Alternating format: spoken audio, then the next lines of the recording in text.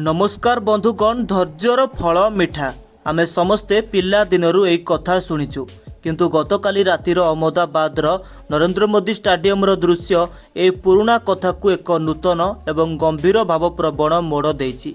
जेतेबेले जड़े खेलाड़ी वर्ष वर्ष धरी दलर सीमा रेखारे ठिया होई तांकर पाଳି अपेक्षा करी बिताई दियंती, जेतेबेले तांको क्षमता को प्रतिदिन प्रश्न करा जाए एवं जेतेबेले से शेषरे आखि खोला रखी स्वप्न देखिथिबा मंच पाती, तेबे विश्वास करंतु तांको आखिरु लुह झरी पड़िबा केवल एक संजोग नुहे बरं कठोरतार पूरण।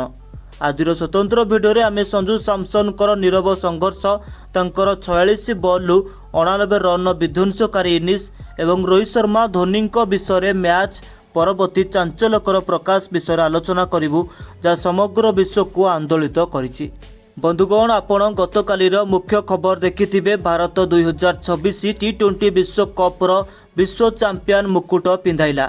आपण स्कोर बोर्ड रे उज्जवल धला अक्षर मध्य देखिथिबे, किंतु बंधुगण से डिजिटल स्कोर बोर्ड आपण को केबे भी कहबो नै जे संजू गत किछि वर्ष धरी तांको हृदय रे जो 30 संग्रह कर रखिसंती से स्कोर कार्डटी व्यक्त करि पारिबो नै जे एक बंद कोठरी रे निजकू विश्वास कराइबा केते कष्टकर। जेतेबेले आपणको प्रत्येक सीरीज रे प्रतिभाशाली भाव दलरू बाहर कर दिया जाए, संजू हार माने नहीं, तुमर समय आसिबो। गतकाली राति रे अहमदाबाद से विशाल स्टाडियम केवल एक खेल पड़िया नथिला, बरं संजू सैमसन को पई अग्नि परीक्षा थिला। 255 रन एक हिमालय अहमदाबाद रे से राति रे पवन रे एक भिन्न स्रोत थिला। भारत टॉस जीति प्रथमे बैटिंग करने निष्पत्ति नेइथिला एवं तापरे जा घटिथिला ता न्यूजीलैंड बोलर मानंकु रातिर निद हजाई देथिला। भारत निर्धारित 20 ओवर रे 255 रन एक विशाल लक्ष्य करथिला, जा टी20 विश्वकप्र फाइनाल इतिहास रे एक अकल्पनीय स्कोर। इनिंग्स आरंभ विस्फोरक ठारू कम नथिला। संजू सैमसन एवं युव सेन्सेशन अभिषेक शर्मा प्रथम ओवर ही क्यूई बोलर मानंकु आक्रमण करथिले। अभिषेक शर्मा उत्पात। अभिषेक मात्र 21 बॉल 52 रन करथिले, जा बैटिंग एक निर्भीक शैली प्रदर्शन करथिला, जा क्यूई अधिनायक समस्त योजना को विफल करथिला। संजूंकर क्लास एवं पावर अन्यपक्षरे संजू सैमसन बैट जलुथिला। से जैकब डफी एवं लकी फर्गुसन भली द्रुत बोलर को खेलना परी देखा जाउथिले। संजूंकर बैटिंग रे सौंदर्य एवं अवमानना उभय थिला। से समालोचक मानक पई एक इंगित जो माने तांकु सर्वदा कम आकलन करी आछंती। पावर प्ले शेष में भारतर स्कोर कौनसी क्षति न करी 92 रन थिला। तापर ईशान किसान आसथिले 25 बॉल द्रुत 54 रन करथिले, किंतु केंद्र बिंदु थिले संजू सैमसन, जे कि 46 बॉल 5 चमत्कार चौका एवं 8टी उच्च छक्का सहित 46 बॉल ऐतिहासिक 89 रन करथिले। शेष में शिवम दुबेंको केमियो भारत को सुरक्षित 255 रन ने पहुंचाइला। लक्ष्य एते बड़ थिला जे न्यूजीलैंड खेलाड़ी माने याको हासिल करि पाले नाही। तांकर ओपनर टीम सेफर्ड अर्धशतक पारी खेलतिले एवं तांकर अधिनायक मिचेल सन्टनर मध्य किछि भल शॉट मारिथिले, किंतु लक्ष्य एते बड़ थिला जे सेमाने तास पैक परी भांगी पड़िथिले। शेषरे न्यूजीलैंड एई मैच को परास्त होइतिला। भारत तृतीय थर पर टी20 विश्वकप ट्रॉफी जितिबा एवं उठाइबा समय समग्र देश उत्सवर आनंद रे उल्लसित, किंतु जेतेबेले कैमेरा पड़िया रे एक कोण को गला, ए दृश्य प्रत्येक भारतीय आखिरे लुह आनीदेला। मैच रो हीरो संजू सैमसन तांकर ग्लोव्स काढ़ी भूमि को चाहिए, तांको मुहरु लुह बहीगला। ए लुह विजयर आनंद अपेक्षा बेंच रे बसिथिबा एकाकिता अनुभव करिवार अधिक थिला। यह सेमानक पई एक उत्तर थिला, जो माने कहिथिले जे संजू जणे बड़ मैच खेलाड़ी नुहंती।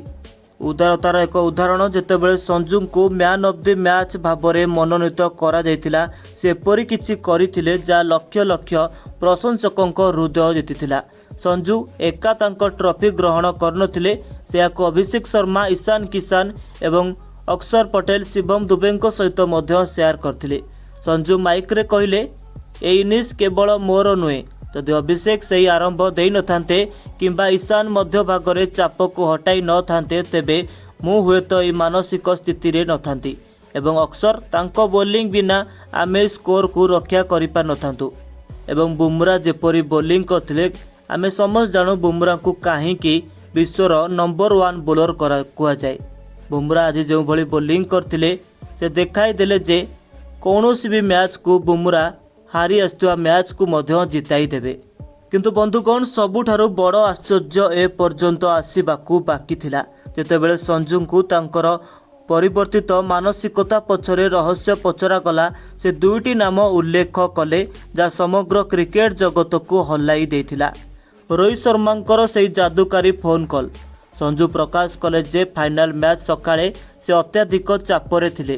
ତାପରେ ଅଧିନାୟକ ରୋହିତ ଶର୍ମା ତାଙ୍କୁ ବ୍ୟକ୍ତିଗତ ଭାବରେ ଫୋନ୍ କରିଥିଲେ। ରୋହିତ କେବଳ କହିଥିଲେ ସଞ୍ଜୁ କେବଳ ତୁମର ସ୍ୱାଭାବିକ ଖେଳ ଖେଳ, ବିଶ୍ୱ କ'ଣ କହୁଛି କିମ୍ବା ଦଳ ଚୟନ ବିଷୟରେ ଚିନ୍ତା କର ନାହିଁ, ମୁଁ ଏହାର ଯତ୍ନ ନେବି, କେବଳ ସେଠାକୁ ଯାଅ ଏବଂ ଉପଭୋଗ କର। ସଞ୍ଜୁ କହିଥିଲେ ଯେ ତାଙ୍କ ଅଧିନାୟକଙ୍କ କଥା ତାଙ୍କ ଉପରୁ 100 ପାଉଣ୍ଡ ବୋଝ ଉଠାଇ ଦେଇଛି। ଏହାପରେ MS ଧୋନିଙ୍କର ଗୁରୁମନ୍ତ୍ର ପରାମର୍ଶ। ସଞ୍ଜୁ ଭାବପ୍ରବଣ ହୋଇ କହିଥିଲେ ଯେ ତାଙ୍କ ଇନିଂସ ପଛରେ ଥାଲା ମହେନ୍ଦ୍ର ସିଂ ଧୋନିଙ୍କର ଶିକ୍ଷା ଥିଲା। ଧୋନି ଥରେ ତାଙ୍କୁ କହିଥିଲେ ବଡ଼ ମ୍ୟାଚ୍ରେ ସମସ୍ତେ ଭୟଭୀତ ହୁଅନ୍ତି କିନ୍ତୁ ଜଣେ ପ୍ରକୃତ ଖେଳାଳି ହେଉଛନ୍ତି ଯିଏ ସେହି ଚାପକୁ ଗ୍ରହଣ କରନ୍ତି। ସଞ୍ଜୁ ବ୍ୟାଖ୍ୟା କରିଥିଲେ ଯେ ବ୍ୟାଟିଂ ସମୟରେ ଧୋନିଙ୍କର ଶାନ୍ତ ପ୍ରତିଛବି ତାଙ୍କ ମନରେ ଥିଲା। ଓପନିଂ ବିଷୟରେ ସଞ୍ଜୁଙ୍କର ବର୍ଷ ବର୍ଷର ଯନ୍ତ୍ରଣା।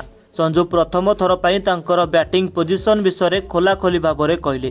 ସେ କହିଥିଲେ ବର୍ଷ ବର୍ଷ ଧରି ମୋତେ ପଚରା ଯାଉଥିଲା ଯେ ମୁଁ କେଉଁଠାରେ ଫିଟ୍ ହୁଏ।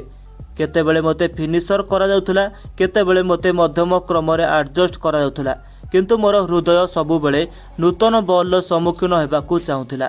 ଆଜି ଯେତେବେଳେ ମୋତେ ସୁଯୋଗ ମିଳିଲା ମୁଁ ନିଜକୁ କହିଲି ସଞ୍ଜୁ ଯଦି ଏହା ଆଜି କାମ କରେ ନାହିଁ ତେବେ କାହାକୁ ଅଭିଯୋଗ କର ନାହିଁ। ଶିବମ ଦୁବେ ଏବଂ ପ୍ରଶଂସକଙ୍କୁ ଧନ୍ୟବାଦ। ସଞ୍ଜୁ ଶିବମ ଦୁବେଙ୍କୁ ମଧ୍ୟ ପ୍ରଶଂସା କରିଛନ୍ତି। ସେ କହିଛନ୍ତି ଯେ ଦୁବେ ସ୍ପିନରମାନଙ୍କୁ ରିମାଣ୍ଡରେ ନେବାର ଉପାୟ ନ୍ୟୁଜିଲାଣ୍ଡର ଆତ୍ମବିଶ୍ୱାସକୁ ସମ୍ପୂର୍ଣ୍ଣ ଭାଙ୍ଗି ଦେଇଛି। ସେ ଲକ୍ଷ ଲକ୍ଷ ପ୍ରଶଂସକଙ୍କୁ ମଧ୍ୟ ଧନ୍ୟବାଦ ଜଣାଇଥିଲେ ଯେଉଁମାନେ ଜଷ୍ଟିସ୍ ଫର ସଞ୍ଜୁ ଭଳି ଜିନିଷ ଟ୍ରେଣ୍ଡ କରି ତାଙ୍କୁ ଉତ୍ସାହିତ କରି ଚାଲିଥିଲେ। ସଞ୍ଜୁ କହିଥିଲେ ମୁଁ ଦଳରୁ ବାହାର ଥିବା ବେଳେ ମଧ୍ୟ ପ୍ରଶଂସକମାନେ ମୋ ଉପରେ ବିଶ୍ୱାସ ହରାଇ ନଥିଲେ।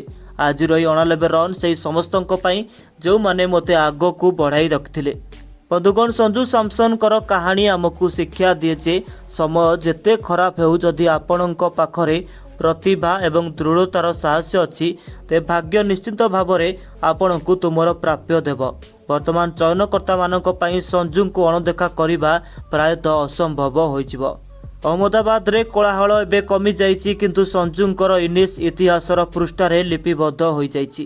ଏହା ନୂତନ ଭାରତର ଜଣେ ଖେଳାଳିଙ୍କ କାହାଣୀ ଯିଏ ନୀରବରେ ତାଙ୍କର ପାଳି ପାଇଁ ଅପେକ୍ଷା କରିଥିଲେ ଏବଂ ଯେତେବେଳେ ସେ ଗର୍ଜନ କରିଥିଲେ ସାରା ବିଶ୍ୱ ମଧ୍ୟ ତାକୁ ଶୁଣିଥିଲା।